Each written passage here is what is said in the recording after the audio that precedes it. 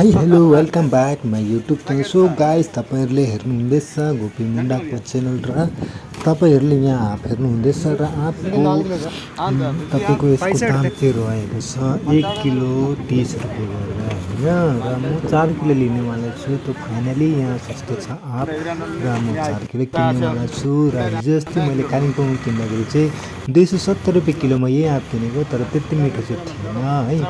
र यो आँप चाहिँ किनेर खाएर म तपाईँलाई यो भन्ने छु के कसो छ होइन। र हेर्नुहोस् आँप कस्तो दामी आँप छ होइन, सस्तो पनि होइन।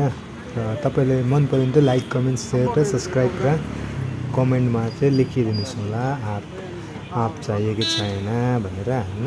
र आँपको चाहिँ यहाँ हेर्नुहोस् 3 चक्के गाडीमा बेच्दैछ होइन। 3 चक्के गाडीमा फुल लोड छ, हेर्नुहोस् फुल लोड छ भनेको चाहिँ 4 किलोमा चाहिँ 4 किलो चाहिँ म पनि लाने भएको है। खाने हो। Okay, thank you.